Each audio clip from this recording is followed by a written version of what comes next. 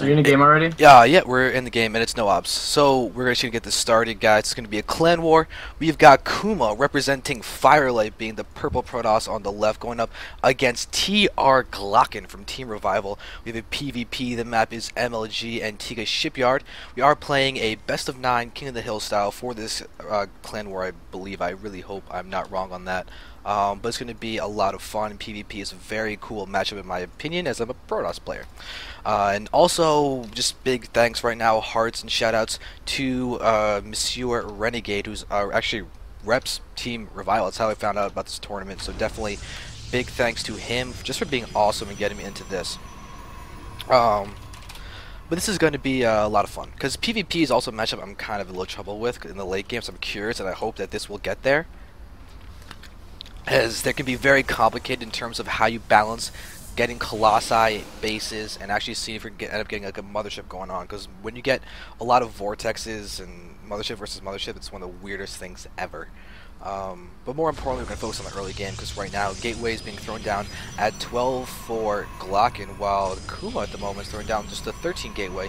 A little bit more eco-oriented, slightly later Gateway, but it shows that Glocken may be foregating, doing some kind of earlier pressure, because otherwise there's not that much benefit to go for the 12 gate as opposed to the 13 gate. So I'm going to be expecting some kind of pressure from him.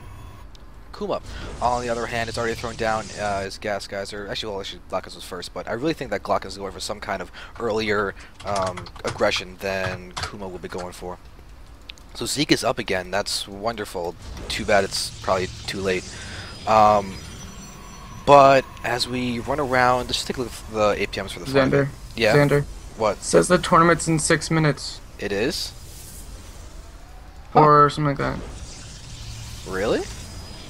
My math is... I thought it was going to So be... it started 6 minutes and 28 seconds ago. Started 6 minutes and 28 seconds ago? Well, that seems a little bit too late then to kind of do it.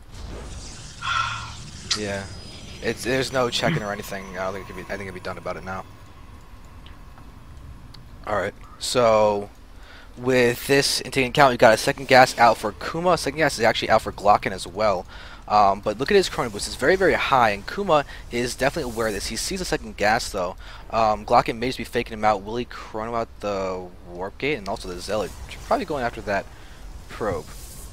But he's not chrono boosting anything, which is very odd, and he's not mining. I really think that Glocken is just trying to fake the 4 gate.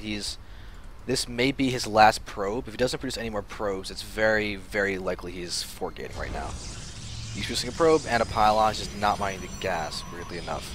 Okay.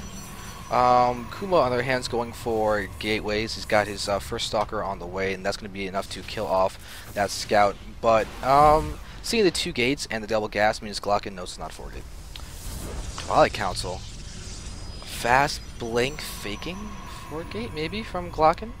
I don't know. I'm kind of curious, as I feel like there's a more optimal way to go about the build that Glocken is doing. I think he's trying to maybe spend too much effort to fake the 4-gate and try and make it really, really aggressive.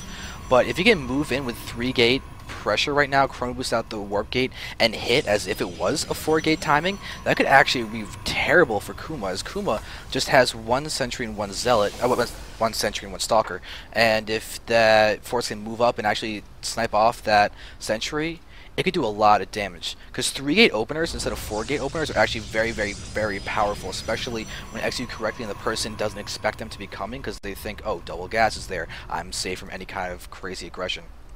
That's going to be the case, but we actually have Charge being researched by Glocken. Okay, so we have Charge, but is there going to be a Templar Archives down? Because if he goes Charge to Archon, that would be very standard and normal. Generally, that build does begin with a Dark Shrine, and you go for the DT Harass into the Charge to Archon. This could be a little faster, because you don't have to spend the time building the Dark Shrine or anything. You can just straight get out the Charizards and the Archons. 4 gates can easily warp in. If you can manage to actually get like 600 gas or 300 gas right when this charge finishes and we can move down, you can have a good solid 1 or 2, probably on at minimum 2 Archons to do this push up the ramp, because if these sentries get completely nullified with that, because the force fields get broken down, and that becomes bad news bears indeed for Kuma. So here we see him pushing forward. Kuma doesn't really see much, actually, just a stalker and a couple it's just Zealot and a Pro, but there we go. Now we're going to have the Observer moving down. So Kuma's going to need to move in, but to be honest, this is a very early push kind of Glocken. It's incredibly powerful, as it's going to be a lot earlier than it's going to be expected. There are some warpins here, but what Kuma really is going to want to do is actually throw down a pylon, a gateway, something, try and make more of a choke on this ramp so that the Archons can't really get very effective. But wasting that force field there is going to be kind of nice, but the whole point is that Kuma can't really do anything with those sentries anyway once the Archons come in. So there's the first Archon. We've got a bunch of gas also coming in, but there's going to be a very obvious pylon. Gets scouted with that Immoral there. This is going to be a very, very dead pylon. Doesn't make it to be cancelled, but the first Archon is out, and it looks like Glocken may use this as his sign to push. And Kuma, oh, he can't let these Zealots surround him. He does have a few of his own, but that Archon is going to be huge. We're seeing him pushing in, and yeah, that is a dead force field. Like, it's completely nullified, but check out the force fielding now that the Archon is dead. All these Zealots are going to be in there, but they're kind of getting clogged in around there. Another Immorals out, but to be honest, there's 9 Zealots just streaming in. Immorals are good against Zealots, but they're not great. They're mainly against those Stalkers, and we're going to watch these Zealots completely wreck. Absolutely wreck. All of these guys are just so key. Now we have Zealots into the middle line, and this is going to be it. There's nothing that Kuma's going to be able to do to respond to this. His army is dead. His warpins are getting attacked as they come in. Zealots are going down. We see nothing happening inside the main base of Glocken. That's actually aggression from Kuma. So Glocken should be taking this first game for Team Revival rather nicely, as there's a GG being called, and that means 1-0 in favor of Team Revival over Kuma, who is representing Firelight. There we go. Forgot the name for a second.